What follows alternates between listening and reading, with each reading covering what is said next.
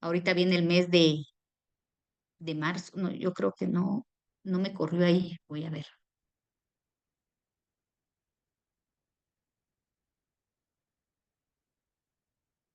Ahí está. Ya viene el mes de marzo, ¿verdad? Que es el Mundial de la Prevención de Cáncer del Cuello Uterino. Se celebra el 26 de marzo. Y es un día como para concientizar a las mujeres del mundo de la importancia de prevenir la aparición de esta enfermedad. Un diagnóstico oportuno podría revertir las cifras que cobran muchas vidas por esta enfermedad.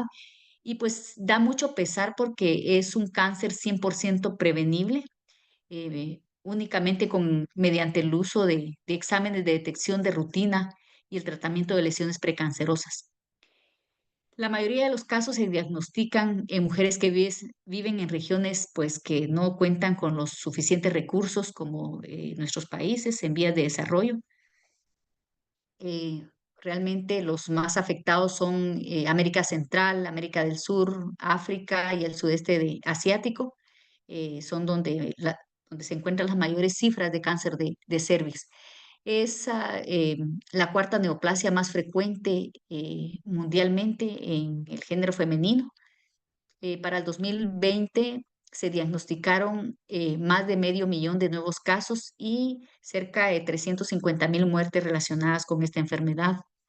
Las estimaciones de Globocan pone como primer lugar el cáncer de mama y como segundo lugar el cáncer cervicuterino, pero yo creo que también hay que ver qué población realmente es la que ellos estiman, porque por ejemplo en el Instituto de Cáncer de acá de Guatemala, nosotros tuvimos para el 2018 este, 528 casos y casi al doble de lo que tuvimos de cáncer de mama, que representó un 33%, comparado con 18% que fue el cáncer de mama, ¿verdad? Pero yo creo que es por el tipo de población, la verdad, en el Instituto de Cáncer de acá, pues llega gente de más escasos recursos, pacientes que van del Roosevelt y del San Juan, eh, y quizás por eso estas cifras tan diferentes. Los factores de riesgo del cáncer cervicuterino es un número elevado de partos, las mujeres multíparas asociado a infección por virus del papiloma, eh, el tabaquismo también asociado a virus del papiloma, eh, el consumo prolongado de anticonceptivos eh, también asociado a virus del papiloma, la inmunosupresión también asociada a virus del papiloma y obviamente iniciar la vida sexual tempranamente y un número elevado de parejas sexuales porque también aumenta el riesgo de adquirir la infección de virus del papiloma.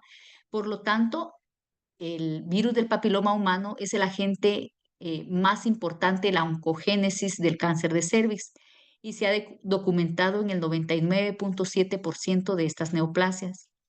Están descritas hasta 130 variedades de virus del papiloma humano y más o menos de 30 a 40 infectan el tracto genital femenino y de estos pues hay virus de alto riesgo que son los que más se relacionan con lesiones precancerosas y cáncer del cuello de la matriz.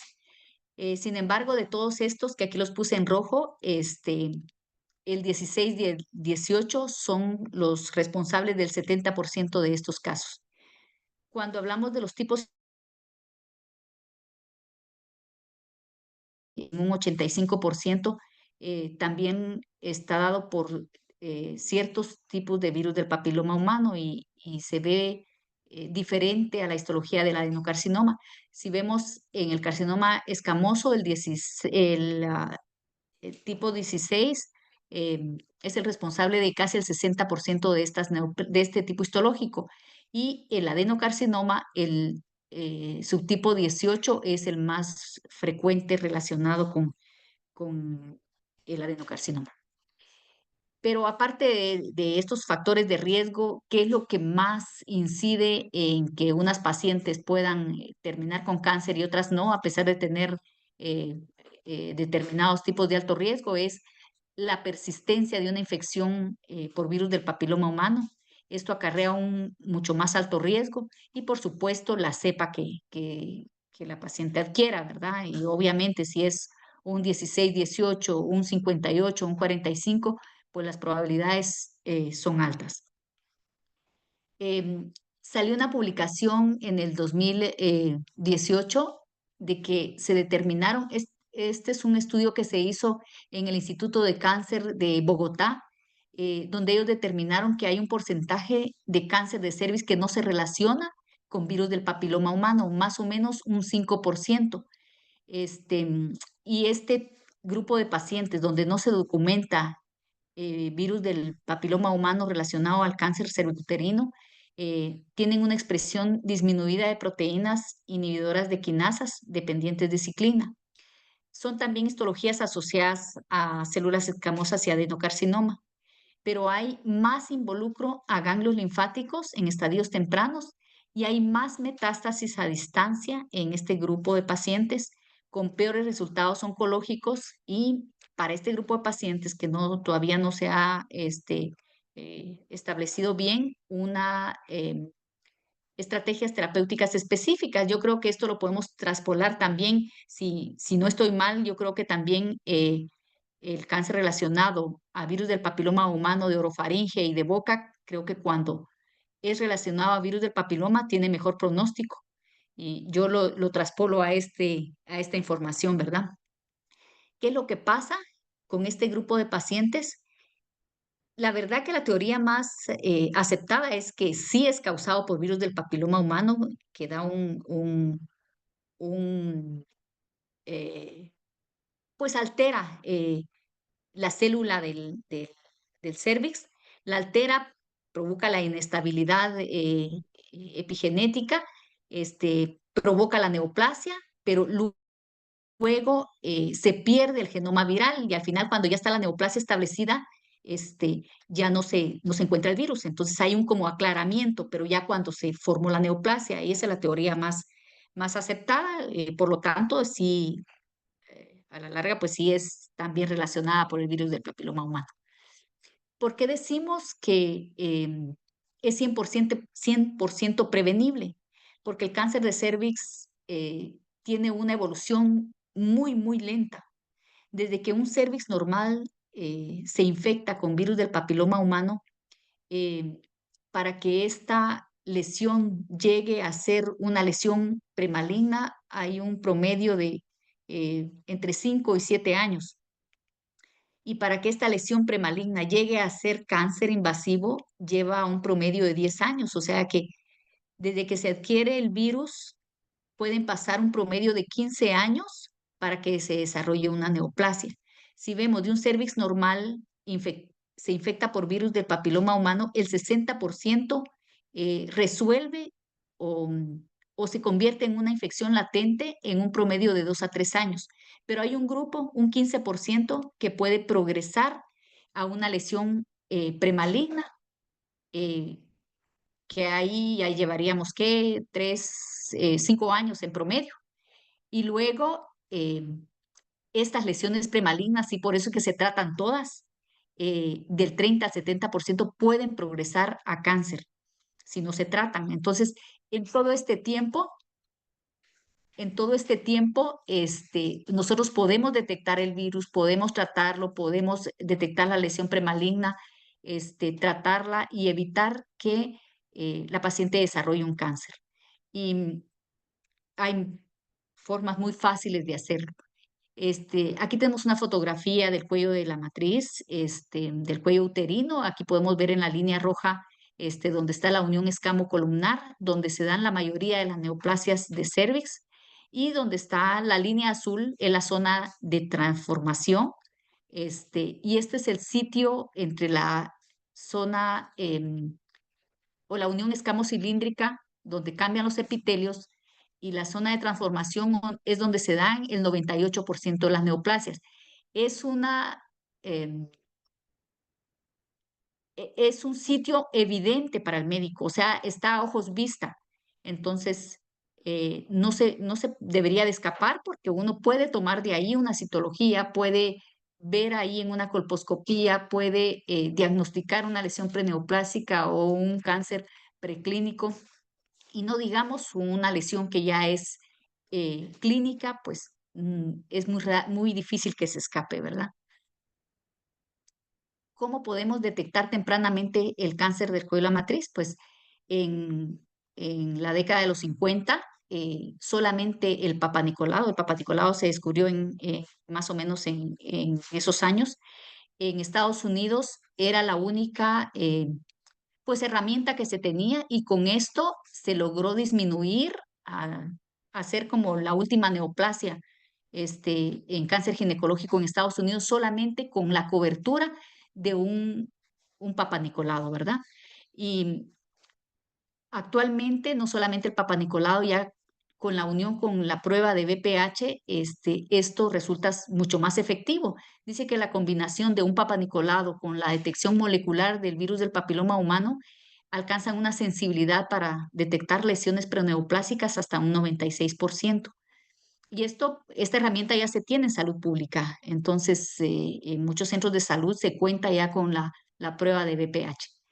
Y en las mujeres mayores de 30 años es donde son las más propensas a presentar una infección por virus de papiloma humano, una infección crónica. La citología o el papanicolado tiene una sensibilidad baja, es solamente de un 56%, es altamente específica pero poco sensible.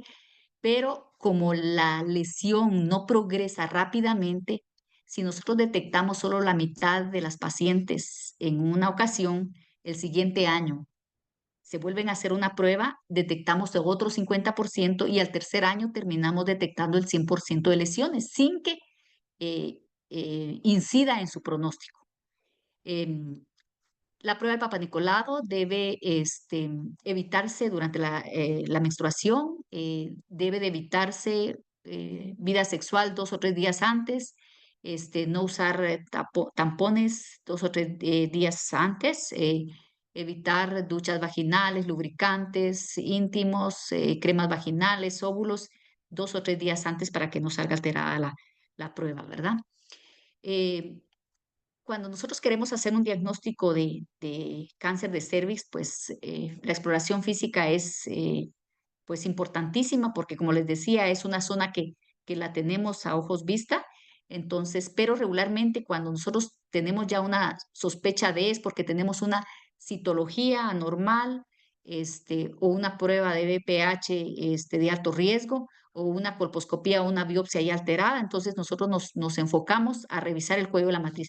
Cuando no es una lesión clínica, pues tenemos la herramienta de hacer una colposcopía y ver la extensión de la enfermedad, tomar una biopsia de la lesión que menos nos gusta. Y si esa lesión es preneoplásica, pues se trata, regularmente es con un cono cervical. Pero si es una lesión invasiva, entonces ya hacemos estudios de extensión, estudios de imagen. Regularmente hacemos una tomografía, que es lo que más tenemos a mano, aunque la resonancia magnética detecta más ganglios linfáticos involucrados y tiene más hallazgos para determinar la lesión local. Y el PET-CT, pues es un mejor predictor de supervivencia.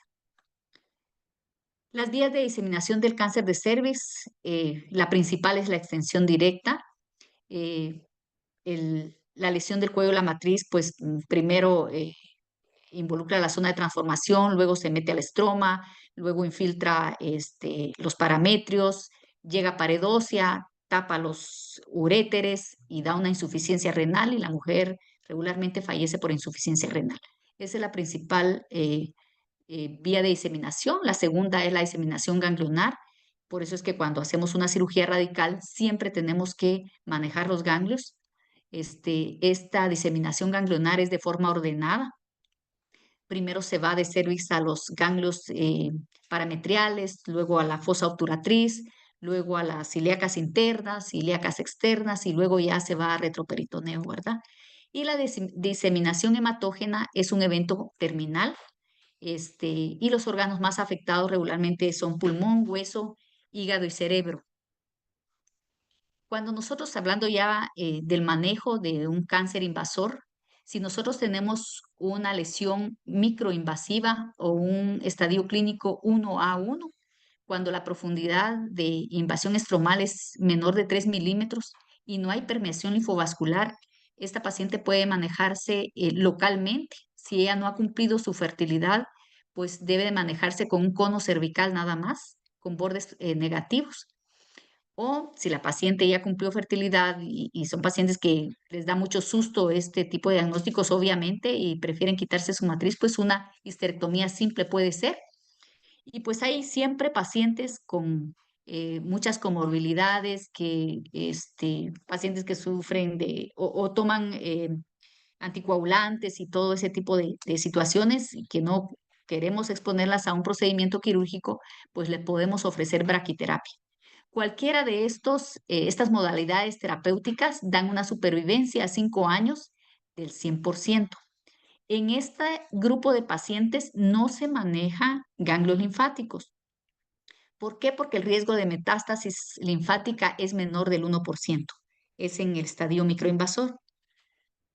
Y ahora los estadios clínicos como el microinvasor, pero con invasión linfovascular, el estadio clínico 1A2, que es una lesión mayor de 3 milímetros de profundidad, pero no mayor de 7, una lesión 1B1, que es menor de 2 centímetros, una 1B2, que es entre 2 y 4, y una 2A menor de 4 centímetros, este, seleccionados, por supuesto, este 2A, pueden llevarse a una cirugía radical.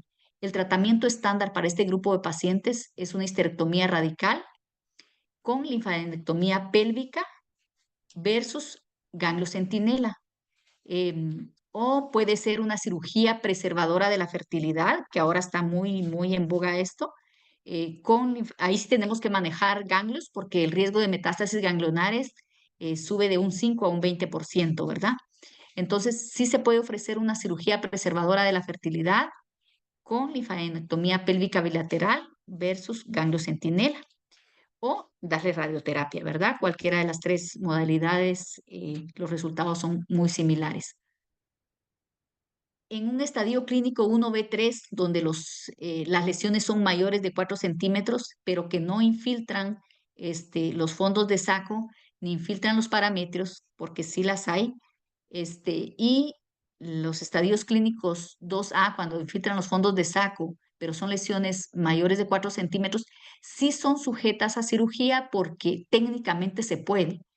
Se puede hacer una histerectomía con bordes y todo, manejarle ganglios, pero en este volumen tumoral, la probabilidad de que encontremos ganglios positivos es mucho más alta que el 20%. Entonces, yo creo que no vale la pena poner en riesgo a una paciente que le hagamos una cirugía tan extensa, con tanto riesgo, y luego nos toque darle radioterapia adyuvante. Entonces, yo considero que si las pacientes tienen lesiones de 4 centímetros o mayores, deberían de irse mejor a quimioterapia y radioterapia concomitante. Se menciona aquí histerectomía adyuvante, la verdad es una conducta muy controversial. Este, Esto puede tal vez considerarse cuando uno cree que hay enfermedad residual. Puede mejorar el control local, pero no mejora la supervivencia. Antes, cuando eran histologías de adenocarcinoma, era algo de rutina. Se les daba la quimio-radio y después se les completaba. Pero pues ya hay múltiples publicaciones que esta conducta no mejoraba la supervivencia de las pacientes, entonces se ha dejado de hacer. Por ejemplo, en estos estadios, tanto en el microinvasor, donde hablamos de la braquiterapia, y como los otros estadios, hablamos de de la radioterapia, porque es una opción de tratamiento para las pacientes que tienen alguna contraindicación de llevarse a cirugía. Y en estos estadios tempranos de cáncer cervicuterino, la quimioradiación alcanza iguales porcentajes de cura que un tratamiento quirúrgico. Obviamente uno lo decide dependiendo, pues por los efectos secundarios, prefiere uno la cirugía y obviamente cuando hay comorbilidades o pacientes muy obesas, pues prefiere darles radioterapia y los datos histopatológicos también nos va a hacer tomar esas decisiones, por ejemplo, cuando tenemos un neuroendocrino y también los planes reproductivos de la paciente. Obviamente no vamos a ofrecerle radioterapia a una paciente que quiere preservar su fertilidad, pues le vamos a ofrecer un cono amplio o una traquelectomía, ¿verdad? Y manejarle sus ganglios. y también por la preferencia del médico y de la paciente. Hay pacientes que le tienen muchísimo miedo a la cirugía, entonces les va a ir igual con quimio y radioterapia, entonces se les manda eso. O, por supuesto, que el médico no tenga la suficiente entrenamiento para hacer una cirugía radical, pues es válido que mejor se vaya o que la envíe a quimio y radioterapia concomitante.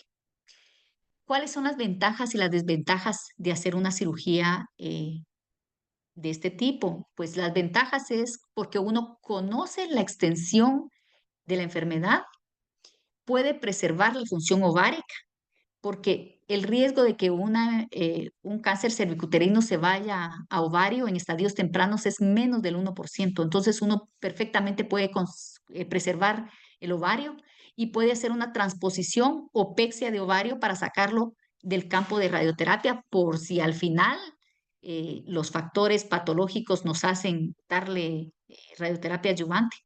Entonces hay que sacar ese ovario del campo de radioterapia para que la paciente continúe con su función hormonal. Se evita la fibrosis, se evita la atrofia, la estenosis vaginal y por lo tanto se preserva la función sexual de la paciente. Pero sin embargo las desventajas también las hay, ¿verdad? Es un procedimiento de gineconcología, yo creo que el más radical. Hay injurias transoperatorias como vasculares, ureterales, nerviosas, de vejiga o de recto, que uno pues trabaja ahí mismo para tratar de dar más margen a los parámetros. Y las pérdidas sanguíneas en este tipo de cirugías pues suelen ser altas, entre 500 y 1500 cc. Suele haber disfunción miccional por las lesiones nerviosas. Hay una lenta recuperación intestinal. Las pacientes suelen cursar con hilios adinámicos, morbilidad infecciosa y eventos trombóticos también, ¿verdad? ¿Cuáles son los cambios que se han dado últimamente en el tratamiento quirúrgico del cáncer cervicuterino? Una es la técnica abierta, aunque esa se ha hecho siempre, pero pues ya hay bases como para recomendarla actualmente. Este, el ganglio centinela, que no es tan nuevo, pero en nuestro medio sí lo acabamos de adoptar. La cirugía preservadora de la fertilidad, eh, que ahora se hace con mucha más frecuencia, y la cirugía preservadora de nervios. Respecto a la preservación de nervios, es válido y se puede hacer anatómicamente y quirúrgicamente, remover el adecuado tejido parametrial, eh, el tercio superior de vagina, el tejido para vaginal, preservando los nervios, tanto el plexo hipogástrico, el nervio esplácnico pélvico, el hipogástrico, y preservando estas fibras nerviosas, hacemos que la paciente tenga menos probabilidad de fístula vaginal, menos probabilidad de incontinencia urinaria, y vamos a evitarnos esta morbilidad urinaria principalmente. Eh, Respecto a la técnica abierta, siempre se ha hecho abierta, pero más o menos en el 2014 para el 2016 se empezó a adoptar, por ejemplo, en el MD Anderson, a hacer por videolaparoscopía la histerectomía radical. Pero ellos mismos en el 2018, el doctor Pedro Ramírez, es conocido por nosotros, ha venido muchas veces acá. Él publicó un estudio en noviembre del 2018 donde ellos determinaron pacientes con estadios clínicos 1A1, con invasión linfovascular 1A2 y 1B1, tanto histologías escamosas, adenocarcinomas y adenoescamosos, determinaron un grupo que se fue a cirugía mínimamente invasiva y con técnica abierta. Y vieron que la supervivencia en la videolaparoscopía fue a 4 años y medio de 86% versus 96,5% en la cirugía abierta. Entonces, desde ese momento, pues se dejó de hacer totalmente la cirugía por videolaparoscopía porque tiene mayor recurrencia este, a partir de este estudio y pues ahora se recomienda solamente abierta y se considera que puede ser por el manipulador uterino que uno usa en la técnica por video, que eso hace como mayor riesgo de que la paciente tenga recurrencia local. Y el tratamiento quirúrgico preservador de la fertilidad, por ejemplo, en un estadio clínico 1 a 1, sin invasión linfovascular, podemos hacer un cono LEDS o un cono cervical, solamente asegurarnos de tener un margen negativo de 1 milímetro y pues ahí no manejamos ganglios, ¿verdad? Porque no tiene invasión linfovascular, entonces la dejamos solamente con el cono y la paciente le va muy bien. Ya cuando son estadios clínicos 1 a 2, 1B1, y que sean histologías escamosas, no importa el grado, y si es adenocarcinoma, que sean bien diferenciados, sí se les puede ofrecer un cono cervical, pero allí ya debe de manejarse los ganglios linfáticos, ya sea con una linfadenectomía pélvica, eh, eso sí se puede hacer por video, o el ganglio centinela. Y ahora cuando las lesiones son este, pues mayores de ese diámetro o que haya una profundidad de invasión mayor de 1 milímetro, y que haya invasión linfovascular, ya se recomienda más una traquelectomía radical, que es quitar el cuello de la matriz completamente y quitar el tejido parametrial y conservar su útero. Se deja un cerclaje ahí y ya después se apoya por parte de infertilidad para que la paciente pueda embarazarse. Y también en estas pacientes, pues obviamente hay que manejar los ganglios linfáticos, ya sea por disección sistematizada o por ganglio centinela. Y respecto al ganglio centinela, es algo que se hace ya de hace ratos afuera, pero pues aquí ya se está haciendo, tal vez ya desde hace como unos 3 años, por ejemplo, en el instituto lo hacemos y tenemos ahí eh, pues las torres, el verde indocianina, la ultraestadificación, entonces sí se hace de unos 3 años para acá, aquí en Guatemala también. El ganglio centinela solo tiene una sensibilidad de 96,4% en detectar enfermedad metastásica en estadios tempranos y tiene un valor predictivo negativo de un 99,3% en este grupo de pacientes. Entonces, es un procedimiento válido y que debe de ser considerado en pacientes con cáncer de cervix en estadio temprano para evitar no solo la morbilidad transoperatoria, esas lesiones vasculares, esas lesiones nerviosas, este, esas lesiones ureterales, porque haciendo esa disección es donde uno se tiene este tipo de accidentes, y también evitamos esas disfunciones vesicales y evitamos también ese edema que las pacientes tienen secundario a la disección em, sistematizada de los ganglios linfáticos, el edema que les da en sus piernas después de ese, ese procedimiento. ¿Cuáles son los factores pronósticos después de realizar un procedimiento de estos? El principal factor de riesgo es el estadio de la enfermedad. El segundo es una afección ganglionar. El involucro de ganglios es de importancia pronóstica para desde importancia pronóstica, aunque las micrometástasis todavía no está claro, pues cuando se hace ganglio centinela se manda a ultraestadificación para detectar micrometástasis, pero en cáncer de cervix no está totalmente claro todavía. Otro factor es el tamaño del tumor. Cuando un tumor es mayor de 4 centímetros, el riesgo de recidiva se multiplica por 3 respecto a las neoplasias de menor tamaño. La profundidad de invasión, la invasión linfovascular, el subtipo histológico. Aquí podemos ver que el tamaño del tumor tiene más riesgos de recidiva y metástasis. La profundidad de invasión, a mayor profundidad de invasión, tiene mayor invasión linfovascular y mayor probabilidad de tener ganglios involucrados.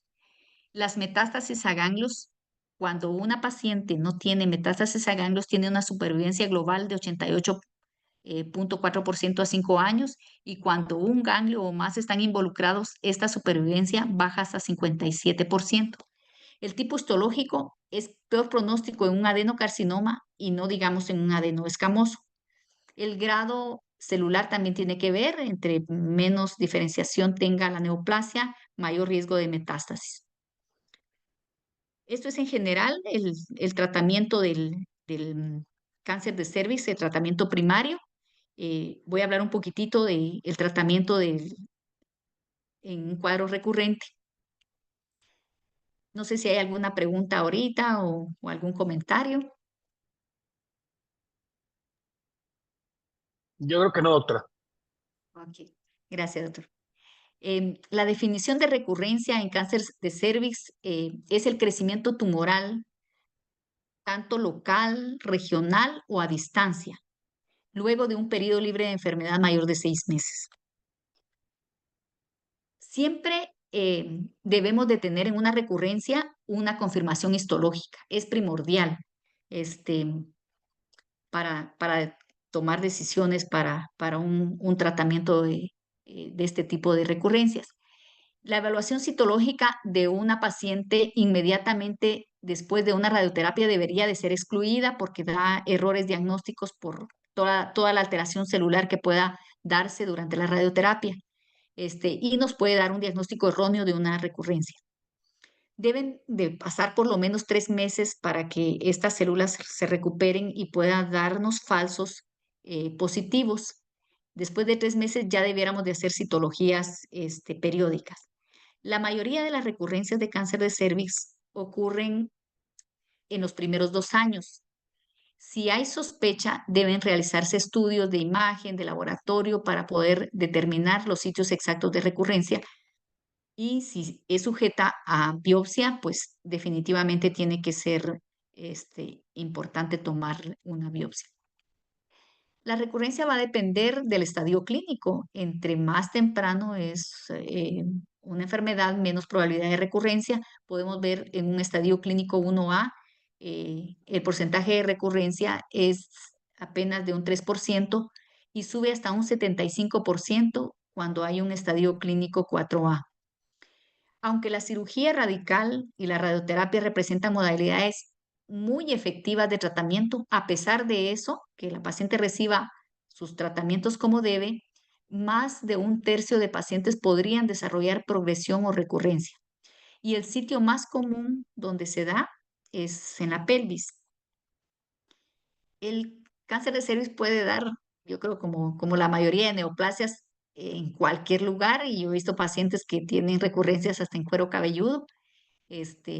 Ahí en el INCAN se ven cada caso. Vimos una paciente el año pasado que tenía destruida su muñeca, hinchada, no sabíamos ni qué era, pensábamos que le había picado algo y era una recurrencia del cáncer de cervix. Impresionante. Sin embargo, los sitios más comunes son hígado, pulmón, hueso y colon. La localización de la recurrencia después de la radioterapia es un poco diferente. Puede ser una área parametrial y de pared pélvica, que es la más común, hasta un 43%.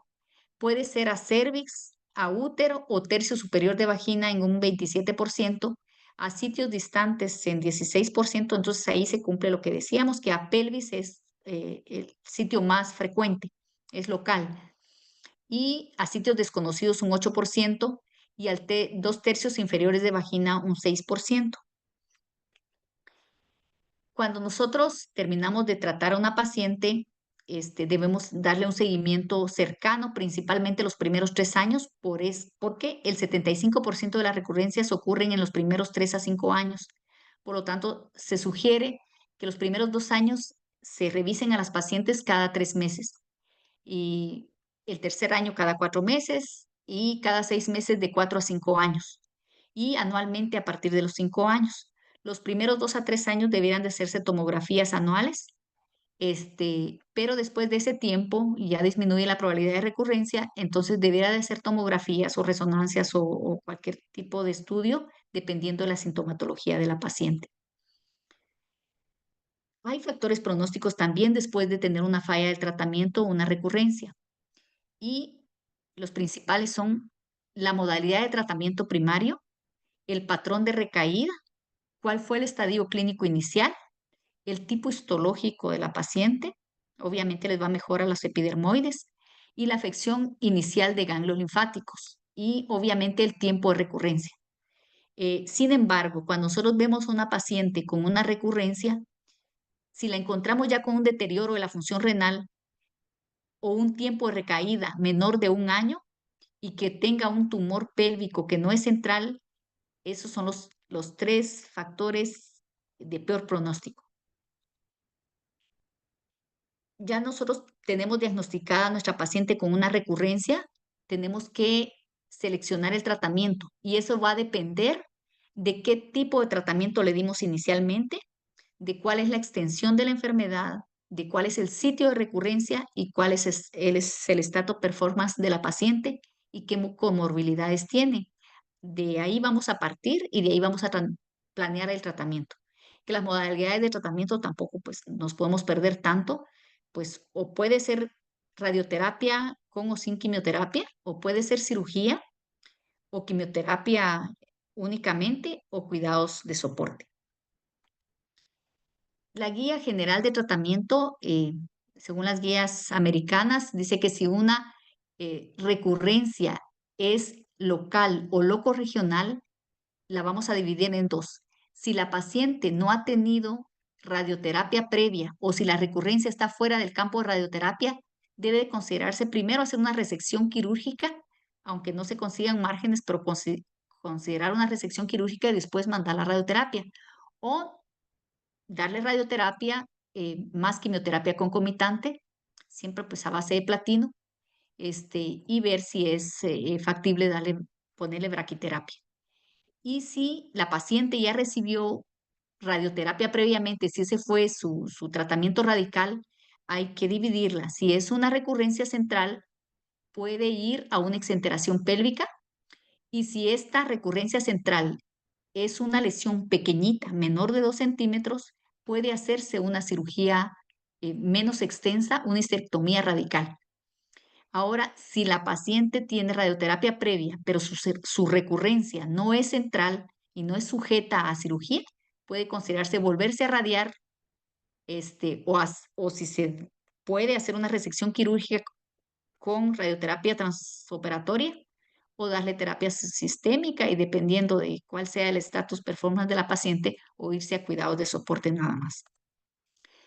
En el primer escenario, si la recurrencia pélvica se da en una paciente que ya se le hizo histerectomía radical, yo creo que es como el grupo de pacientes más fácil de decidir y a las que mejor les va, porque pues no han sido expuestas a radioterapia, entonces son pacientes que pueden beneficiarse de quimio y radioterapia concomitante, y sin embargo, estas pacientes pues también tienen pues otro tipo de riesgos porque ya tienen adherencias, las pacientes pueden recibir más toxicidad intestinal, este, y puede ser difícil de colocarle una braquiterapia porque ya no tienen útero.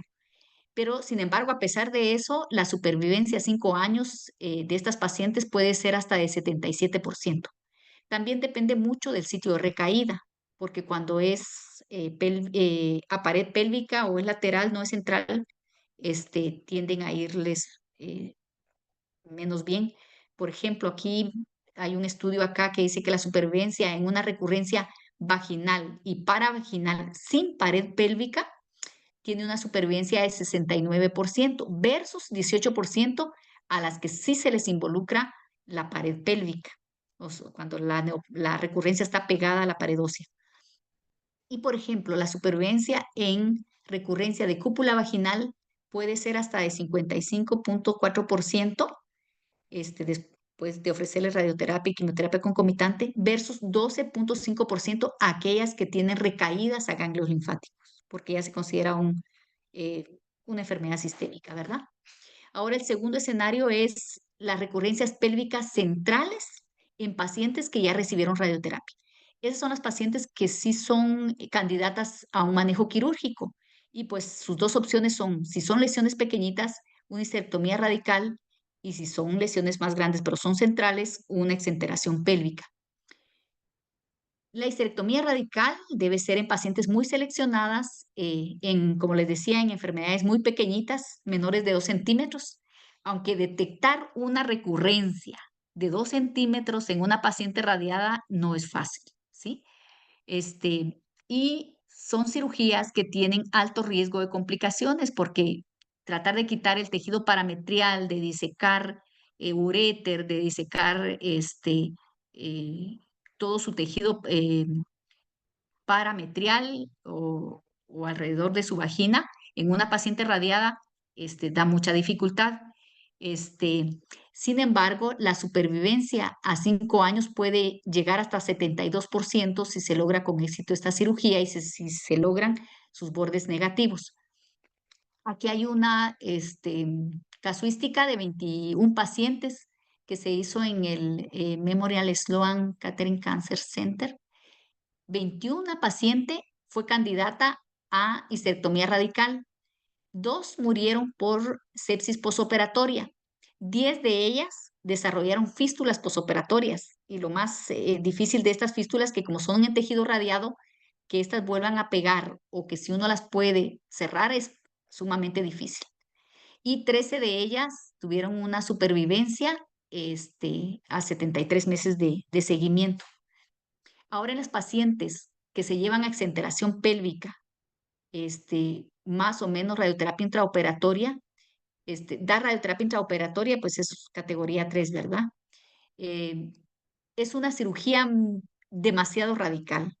Tiene una mortalidad quirúrgica, ahora pues ya con antibióticos, teniendo una buena terapia intensiva, un buen banco de sangre y todo eso, aún así la mortalidad llega hasta un 5%. Son pacientes que pueden curarse hasta un 50% si se seleccionan bien a las pacientes. Obviamente son pacientes que debe descartarse una enfermedad extrapélvica y lo mejor es hacerles un PET-CT. Y también hay que explorarlas detenidamente durante la laparotomía. Y si se encuentra alguna lesión sospechosa de enfermedad extrapélvica, debe de mandarse a transoperatorio y si se confirma enfermedad extrapélvica, hay que abortar el procedimiento. No vale la pena hacer una exenteración pélvica, dejar a una paciente con 2 estomas y no estamos intentando curarlas. Eh, y pues obviamente son pacientes que tienen consecuencias psicosociales y psicosexuales porque se cierra totalmente su vagina, ¿verdad? Y tienen procedimientos reconstructivos, hacerles un conducto ileal, una colostomía, van a estar el resto de su vida con sus 2 estomas. Y pues obviamente estas pacientes después de haberles hecho una cirugía de este tipo, hay factores pronósticos favorables, por supuesto, si los márgenes al final son libres, si no se encuentran ganglios involucrados y entre más pequeño el tumor a la paciente le va mejor. Y por supuesto les va mejor a las pacientes que tuvieron una supervivencia más prolongada al momento de la recidiva. Los factores que mejoran el pronóstico, pues les decía, yo creo que eso lo mencioné en la diapositiva anterior, lesiones menores de 3 centímetros, cuando son móviles y centrales, cuando los intervalos libres de enfermedad fueron mayores de 1 año, el tipo histológico que mejor si es un epidermoide, y a estas pacientes que tienen un carcinoma epidermoide suele lograrse supervivencias hasta de 73% versus un 22% en las histologías de adenocarcinoma. Aparte de, si no tenemos nosotros o que la paciente no pueda optar por hacerse un PET-CT para descartar enfermedad a distancia, puede optarse por biolaparoscopía y si no se tiene la biolaparoscopía, en el momento de hacer la exploración hay que ser minuciosos y descartar una lesión extrapélvica antes de proceder a hacer el procedimiento. Hay muchas casuísticas en muchos centros de cáncer. La verdad son admirables porque son procedimientos que los hacen muy frecuentemente afuera. Sin embargo, aquí en Guatemala se hacen muy poco. Yo en todo este tiempo que he estado en el INCAN he visto tres, tres exenteraciones pélvicas.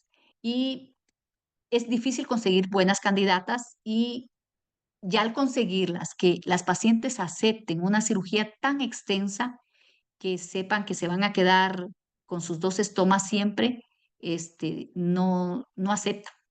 Tuvimos hace como 3 años, seguidas 2 candidatas y no, se hicieron para atrás y no se dejaron operar. Se mandó una reirradiación y una se quedó con quimioterapia porque no aceptaron al final. Esta es una experiencia del Instituto de Cáncer de Corea. Ellos presentaron un estudio de 61 pacientes con cáncer recurrente que la sometieron a exenteración pélvica, tuvieron un 44% de morbilidad, con problemas de cicatrización y fístulas fueron las complicaciones más frecuentes, un seguimiento de 22 meses y tuvieron una supervivencia global de 56 meses y un periodo libre de enfermedad de supervivencia global de 56% y un periodo libre de enfermedad de 49%. Y los tres factores que afectaron mucho el pronóstico de las pacientes fue el involucro de la pared pélvica, los márgenes y el involucro rectal. Y el tercer grupo de pacientes son pacientes que tienen recurrencia pélvica lateral que recibieron radioterapia. Hay procedimientos quirúrgicos para estas pacientes, pero son mucho más extensos que la exenteración pélvica, porque se habla de una resección endopélvica extendida lateralmente, que se quita parte del hueso pélvico. Entonces, ¿verdad? Pero pues se ha hecho y pues lo mencionamos, pero yo, pues aquí no se ha hecho nunca un procedimiento de esos. O darles quimioterapia neoadyuvante para hacer más pequeña la lesión y después llevarla a una exenteración. Hubo un estudio en el Instituto de Cáncer de México, lo llevó el doctor López Graniel, lo ha de conocer el doctor, también lo conoció el doctor Castro. Él metió como a 13 pacientes, les mandó a quimioterapia neoadyuvante, redujeron el volumen tumoral y después les hizo exenteración pélvica. Entonces, y algunas de ellas, si mal no recuerdo, fueron como 4 pacientes, tuvieron una respuesta patológica completa con la quimio, neo. Entonces, es una opción, ¿verdad? Y otro grupo de pacientes que también no es despreciable, el grupo que se ve con cierta frecuencia es la recurrencia o la enfermedad paraórtica o retroperitoneal aislada. Es una incidencia de 2 a 12%. El pronóstico es pobre porque ya es una diseminación sistémica. La supervivencia en general es de 2 años y regularmente se ofrece radioterapia a ese sitio con quimioterapia concomitante. Y se ha logrado en alguna serie de pacientes supervivencias hasta de 51% a 5 años. Sin embargo, cuando se da solo la radioterapia o solo la quimioterapia, puede ser a 5 años de 0%. Y el último grupo creo que es la recurrencia a distancia o loco regional, no susceptible ni a cirugía ni a radioterapia. Aquí el rol de la quimioterapia es solamente paliativo. Son pacientes que ya con una función de médula ósea alterada, con una limitada distribución de las drogas, ya pacientes probablemente con una insuficiencia renal. Y lo que más se ha usado es el cisplatino. Las que más responden son las metástasis pulmonares. Eh, este tipo de tratamiento pues no ha logrado mejorar la supervivencia global. Aunque hay buenas respuestas en algunas pacientes, eh, pero la supervivencia global no se modifica. En conclusión, la recurrencia del cáncer de cervix es en general, tiene un pronóstico devastador. A mí me da mucho pesar ver a una paciente que tempranamente se presenta con una recurrencia porque seguro le va a ir mal.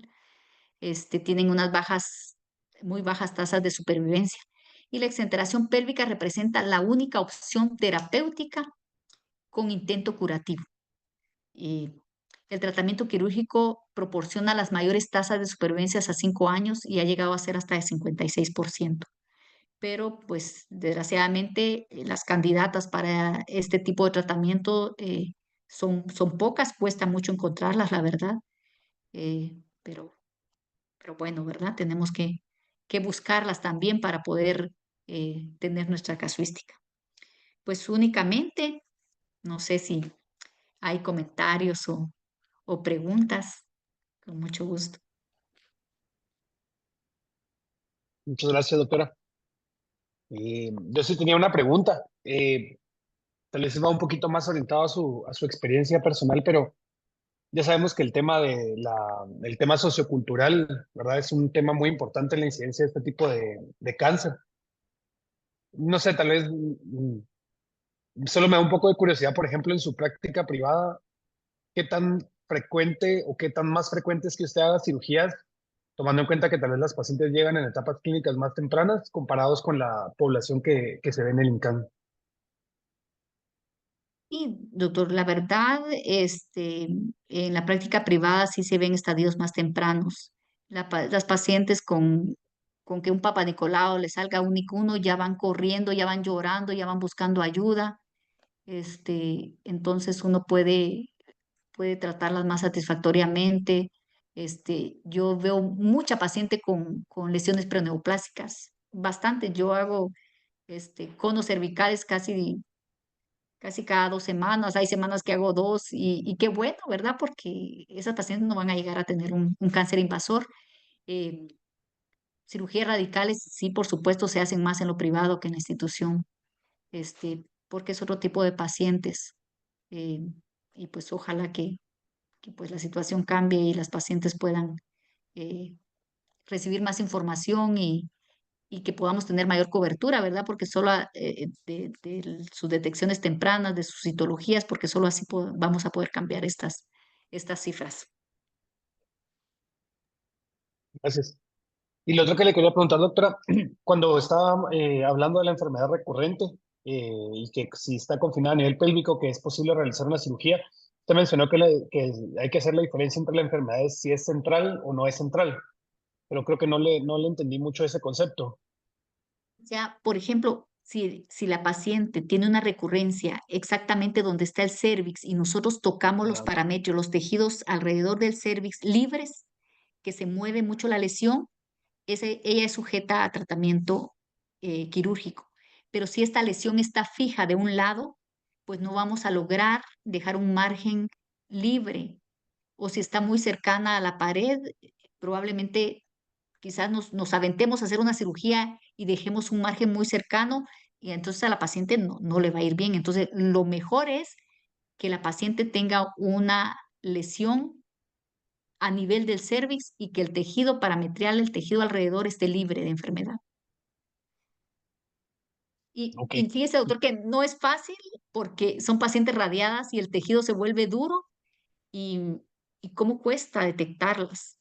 Pero eso sí, yo pienso que es de la respuesta de cada paciente, porque hay pacientes que hacen mucha fibrosis y hay pacientes que ni siquiera alteran la anatomía de su cervix. Cuando termina su tratamiento, sigue viéndose el cervix bien, pero no hacen esa fibrosis tan extensa que hacen otras. Entonces, cuando las pacientes hacen poca fibrosis, es fácil detectarles una recurrencia y es fácil medirla, pero son la minoría de pacientes. Las demás uno no sabe si hay recurrencia, sabe que hay recurrencia porque hay sangrado, porque uno toma una biopsia, pero dónde termina, no lo sabemos. Mm, Entonces, quizás por eso también no podemos como diagnosticar tantas pacientes candidatas a cirugía porque son pacientes que tuvieron una enfermedad, tal vez un 2B o un 3B, que hicieron mucha fibrosis y que ahora tienen una recurrencia tal vez central, pero no la vamos a determinar hasta dónde llega. Y si tenemos dudas, yo creo que no vale la pena meterla, ¿verdad? Porque no es una cirugía sencilla. ok, muchas gracias, doctora. No sé si alguien más tiene alguna pregunta o comentario. Doctora, ¿y su opinión? Buenas tardes. En ¿Verdad? el viaje de los pacientes, pensando que es una enfermedad temprana, pero del uso del PET desde el inicio, pensando en esto de que la recurrencia también puede ser a los ganglios paraórticos. Pues sería lo ideal, doctor. Sería lo ideal que tuviéramos PET para todas las pacientes y pues así trataríamos más, sabríamos el pronóstico exacto de las pacientes, la extensión, con mucha más exactitud la extensión de la enfermedad, pero pues las pacientes no les alcanza para la radioterapia, no les va a alcanzar para un estudio de este tipo, pero lo ideal sería eso, hacerles PET, su examen clínico y hacerles su PET. Y en otro contexto, hasta cuántas veces pueden hacer una reconización? O sea, en las recaídas que tienen las pacientes, pero cuando es así local y pequeño en etapas tempranas.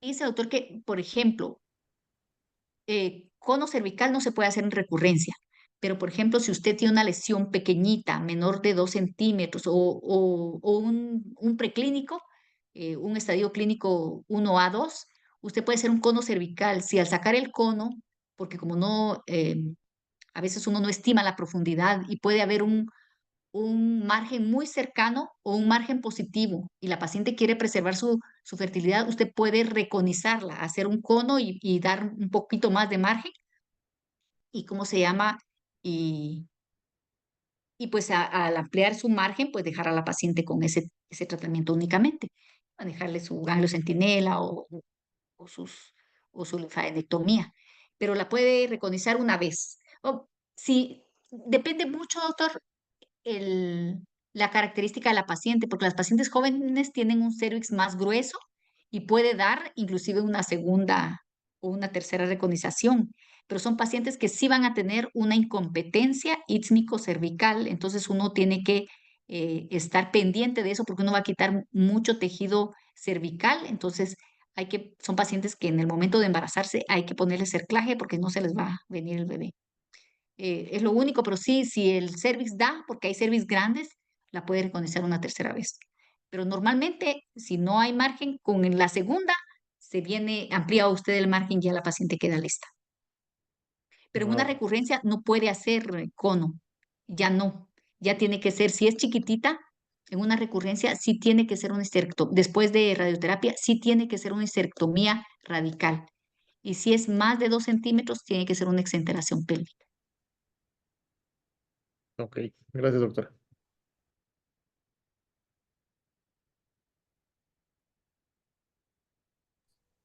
Doctora, y esas pacientes que persisten la enfermedad, ¿usted por qué cree que sea?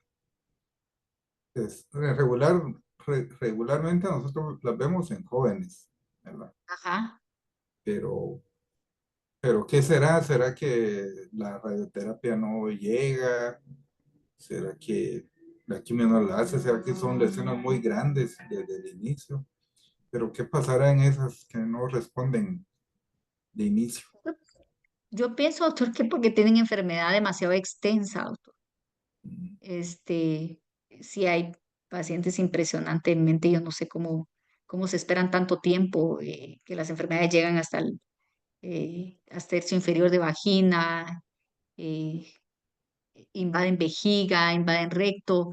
Yo pienso que no llega el tratamiento a toda esa carga tumoral.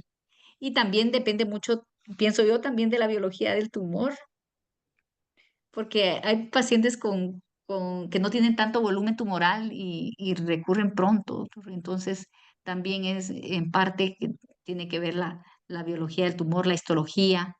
Los adenoscamosos son como tercos, son más agresivos. Los adenocarcinomas, siento yo, porque son por el sitio donde se dan, regularmente son endocervicales, son en esos cervix en forma de barril, como que no llegara hasta ahí la radioterapia, y puede quedar residual allí por el sitio donde se desarrolla los adenocarcinomas. Son los que más recurrencia tienen también, y pienso también que son más agresivos que los epidermoides, mm. menos sensibles a la radioterapia. Y su impresión es que nuestras pacientes recaen más, doctora. ¿Será? Yo siento que no curamos a muchas, aunque sean etapas 2B o que no lleguen a 3. Siento que nos recaen muchas todavía. Muchas, Es muchas, como doctor. mi impresión. Sí, ¿verdad? Sí, yo pensaba, doctor, ahí en el hospital, pensaba yo porque no ve que no hace tanto, ¿verdad? Que que empezaron con los aceleradores lineales. Yo pensaba que era por el cobalto y que por eso era que caían tanto, pero parece que sigue, a pesar Sí, de sí. eso, pero, ay, doctor, se atrasan mucho los tratamientos también, son pacientes con enfermedades muy extensas. Yo ahora que estoy en el Roosevelt, pues estoy con mucho pesar porque yo evalúo una paciente y ya la mando para el INCAM. Obviamente tiene que ir a oncología médica. La doctora Agatha le hace una hoja para que se vaya. Luego en el INCAM aceptan determinada cantidad de pacientes cada mes. Y las pacientes que yo vi rapidito, que las mandé a hacer afuera las tomografías para que se fueran rápido, a los 6 meses están llegando al INCAM. Entonces están ganas de ponerse a llorar. Sí, Pero y aún, eso cuenta. sí, pero aún con nosotros en el ITS, que es como un poco más Rápido. rápido, todavía recaen bastantes. Sí, Hay doctor. muchas. A ver qué pasará. Debe ser que tienen mucho papiloma, digo yo. Tal vez También, ¿verdad?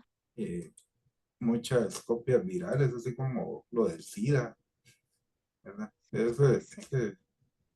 Eso estaría bueno de ver.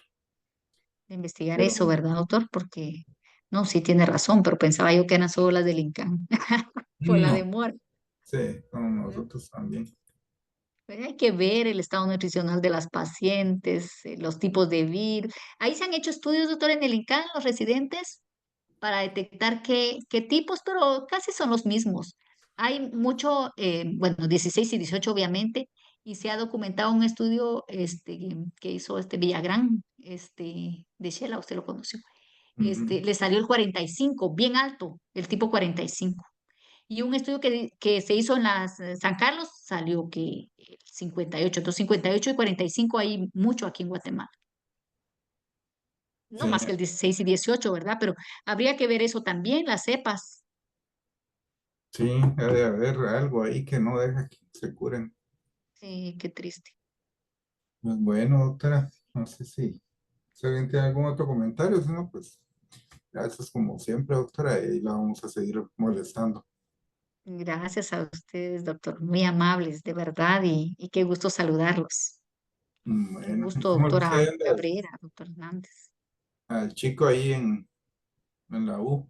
¿Anda sus? Ay, doctora, ahí está ese chamaco, está contento. Ah, qué bueno. Está contento porque como ahora eso ya lo vio en el colegio y le ha sacado buenas notas, pero ya cuando empiece lo que no sabe, a ver. ¿Y ¿Y en qué cómo va la sección suya? está? No se han conocido, digo yo. Ah, no, ¿en qué sección está él? Yo ni le he preguntado. Ah, Pero ya le dije que buscara, yo no sé cómo se llama su niña, pero le dije que le di los apellidos de su bueno, niña para que la sí, buscara. igualmente. Bueno, ahí, A él es fácil, le dicen Chala. bueno, Sí. bueno, Ajá. ahí ¿Y seguramente la está. suya está contenta? Sí, bien Sí. estresada anda la pobre, pero ahí Ay, anda. sí. Ahí ya pasaron los primeros exámenes y se dio cuenta que sí podía, entonces ya. Eso, ¿verdad? Eso los anima. Sí, sí. Sí, Pero sí. hay bastantes, dice, hay como 90 inscritos ahí. Como 90, exacto. Sí, es un montón, Bastantes. es un montón. Pero ojalá, hay que Pero, incentivarlos. Ni modo, ya están metidos, doctora, hay que incentivarlos porque. bueno, doctora, gracias y saludos y nos vemos pronto por ahí. Ujú. Muchas gracias, doctor Castro. Muchas gracias, doctores. Qué gusto. Que tengan feliz noche. Doctora, buenas noches. Hasta luego. Noche.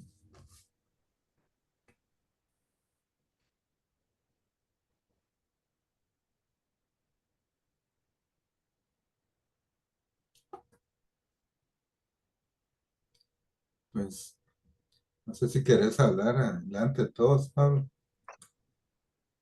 No, me da pena. Nada. Entonces te llamo ahí un ratito. Va, ¿está bien? Bueno, Parece. no te vas a echar a nadie, vos. Ahorita voy a ir a buscar. Ahorita voy a Ay, ir a bien, pasar visita. pase a mujeres, please. Vamos a ir a pasar visita. Esperanza Soledad, Tenita. Usted Por ahí. No, se sacó la lotería, señora. Bienvenida, Luti. Y ra. Vamos a ir a poner un par de insulinas. es como el juego del calamar. Nada más entra. Cabal.